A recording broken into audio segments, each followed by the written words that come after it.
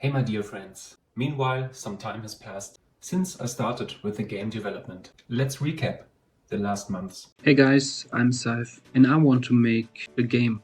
Barely no experience. I learned a little bit modeling and Blender and also sculpting. I'm excited to see where this journey goes.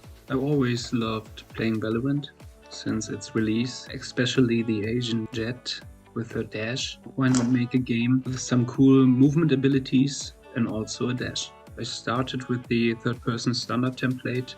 I reached out on YouTube for some good tutorials and I found some. In this clip you can see I managed to build a mechanic that pushes the character forward. To underline it, I made a little pose.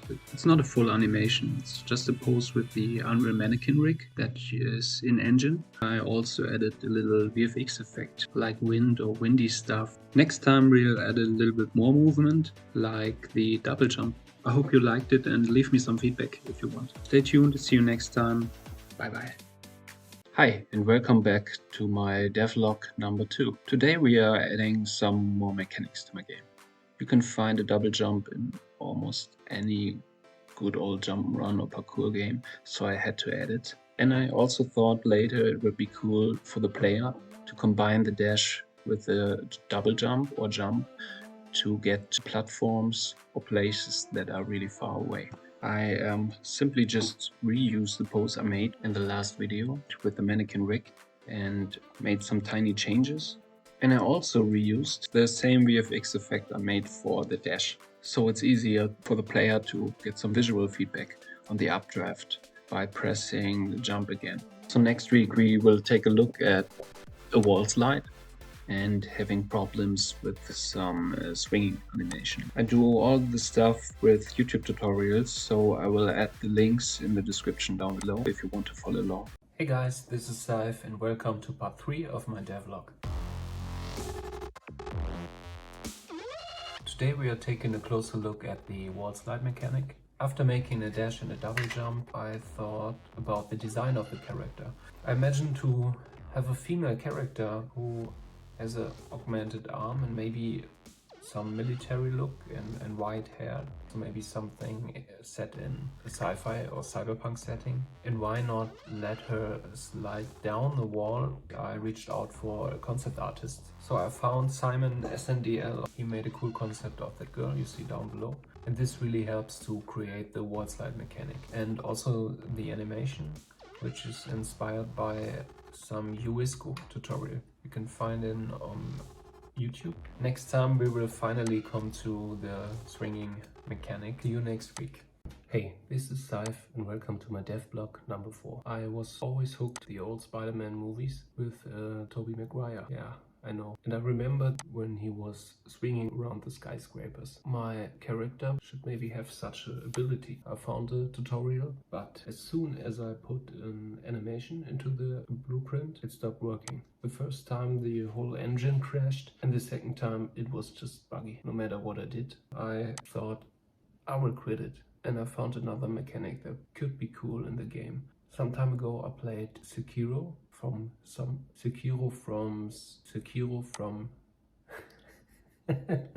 time ago I played Sekiro, made by From Software. The ninja you're playing has a really cool grapple hook animation, but this mechanic is more complex. So just right now my character is just shooting eggs out of his hips, but I hope to get it done till next week. Do you remember the countless eggs my character could shoot out of his hips? Well, this was the first step in making a grapple hook mechanic. I followed the tutorial by Reed's channel. So it works like this. As soon as a player sees a white sign, like an X in a circle, he or she can throw a rope.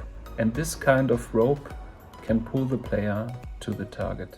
Now I have a couple of cool movement abilities. What about the situation when the player gets hit or damaged or even killed? I implemented a placeholder that is a little red cube, which is the damage dealer.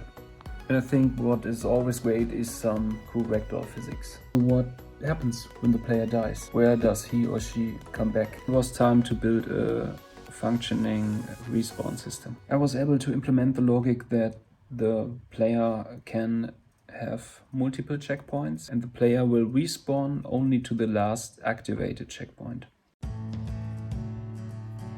Hey guys, I'm Saif and I will make a video game with the Unreal Engine 5, which is actually free to use. If you're interested in developing your own game, give it a try. What are the mechanics that are already in my project? To test it all in a good place, I made a little parkour to try the mechanics out, and I think you get in a cool flow when you play it already. Next time we will finally work on the main character. I will model and sculpt it in Blender. What is Blender? Blender is an open source tool that is great for everyone who wants to start out with 3D or even 2D art. It's a tool you can paint with, you can model, sculpt, texturize, animate and do so much more. Well, thank you for following me on this journey. See you next week. Welcome to part 7 of my little devlog here. Today we will go through the character sculpting and modeling in Blender. Do you remember the character concept I showed you in episode 3? Referring to this and mixing it with my own ideas, I come up with a model I'm really happy with. Unfortunately, I didn't film the whole process, but I have milestones to show, so you get an impression of how the character and in which stages it's built.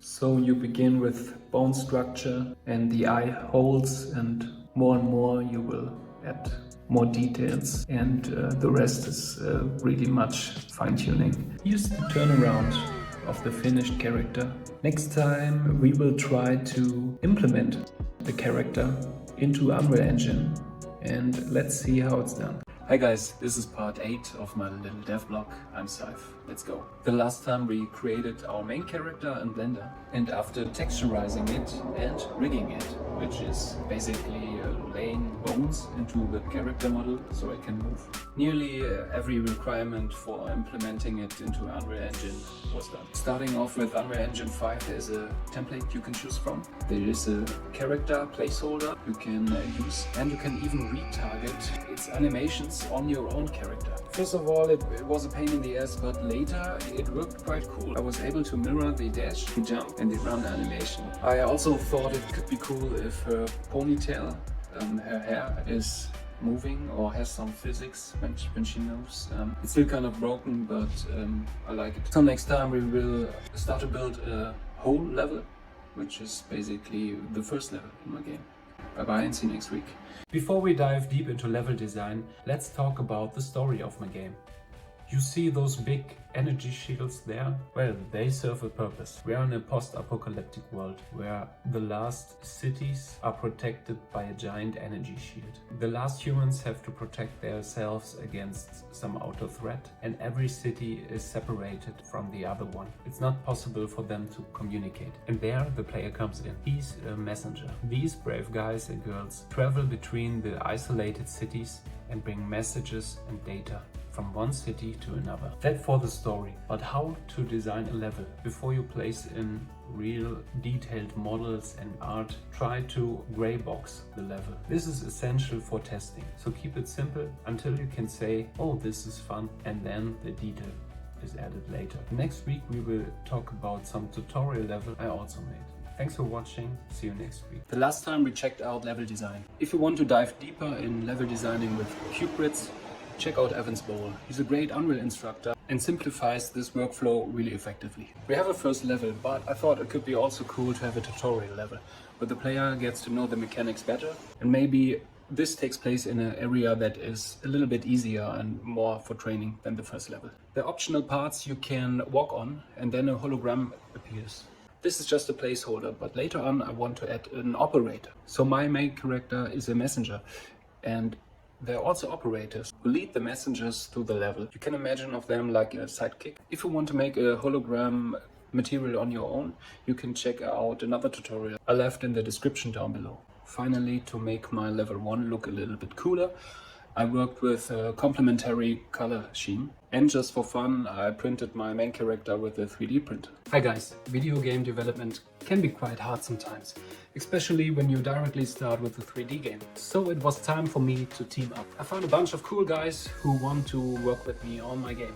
First of all, there's Onimaru. He's a really talented programmer. He helps me with bug fixing. He's also bringing in some great structure, like versioning tools, which allow us to work simultaneously on the same project on different PCs. Also, he helps me with my game design document, like organizing or being organized in Notion. A talented 3D artist joined our team. His name is Abu. He has years of experience in Blender and Unreal Engine. He helped me to develop my main character even further. He sculpted and modeled the main character after the new concept I painted in Procreate. This spares me a lot of time, so I can focus more on level design and game design itself. Next week, I will show you the 3 levels I fleshed out for my game. Thank you for listening. Bye bye. Let's talk about the levels of my game. In the first place, I was hoping to get on at least 1 level. This level would stand for the whole journey from one shielded city to another. I don't want to put too much in 1 level. Wie sag ich das? So now with new team members, we decided to split the whole thing in 3 levels. So the first level, the player will be outside the city and see first signs of the alien planet who has grown all over the planet. In level 2, our hero is facing some dark underground sewers, like navigating through a maze. There will be some dead ends. In level 3, you ascend from the dark sewers. You can see the shielded city in the background. This will be the final and the hardest chapter. I will combine all the mechanics and hazards and also adding some new ones. Next week we will take some closer look at some specific gameplay mechanics and how I design them to fit every player's skill and make it fun for also casual players but also for pro players that are really into speedrunning. Today we will talk about gameplay and how level design is affecting it. As you may already know, there are cool mechanics in the game already, like the wall slide or the grapple hook. Boom, bam, oh, bop. But now it's finally time to talk about the core gameplay, which is basically made of 3 moves: the dash, the jump and the double jump. In this first example, the player is just somehow making his way through the level. But if you combine the dash, then do the jump and then the double jump, the whole situation just gets way more easier. And here's another situation. The whole thing is doable, but it will take a lot more time. And this game is meant to be a speedrunning game. There will be collectibles and rewards for being as fast as possible. The second example can be solved by doing the jump, then the double jump, and then the dash afterwards to be even faster.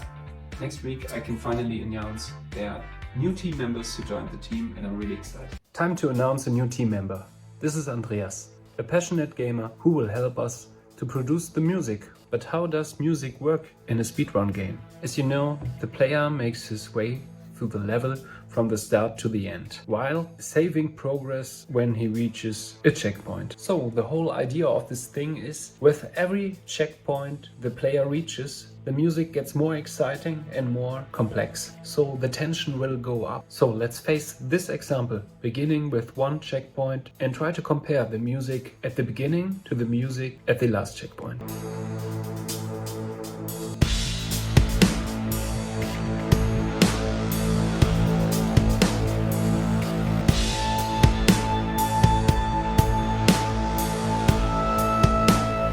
This is at the super early stage, but I think you get the idea. Next week we will talk about intro, outro and the story overall.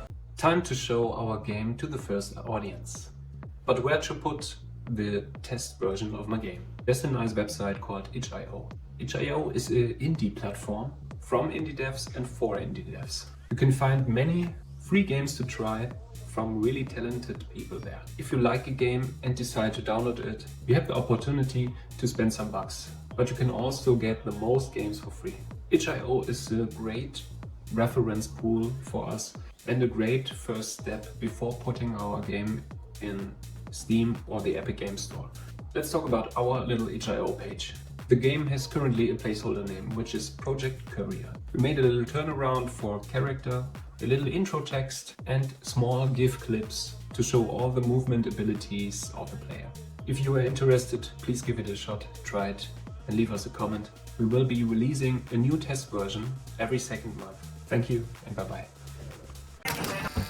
Story part number 1. Picture this. As your father braids your hair so that you can wear your hairstyle like your mother, who fell victim to a scissor disease after your birth. Suddenly, a brilliant light begins to illuminate the windows. Full of panic, you both run to the balcony. What appears on the horizon is a rain of fire, accompanied by a huge meteor. You both look at each other and probably know this is gonna be your end. After the big impact, only a few communities survive, but they don't really have time to pick up pieces of the old world. Something is stirring in the crater. First, the huge abyss is beginning to glow. Later, tendrils and tentacles shoot out of it, disabling any electronics and instantly killing everything that touches it. So these were the first two intro parts for our game. In the following 2 weeks, I will continue telling you about the story and the world our game is set, and later it will be a fully animated sequence. I hope you like it. Looking forward to next week. Bye bye. I honestly don't know if I can hold up this weekly updates. Since the team has grown, also our scope is now bigger. We will make collectibles, rewards, 3 fully designed levels that I will work on. Right now you can see them from the top because there's a lot of stuff to do, but I will try my best.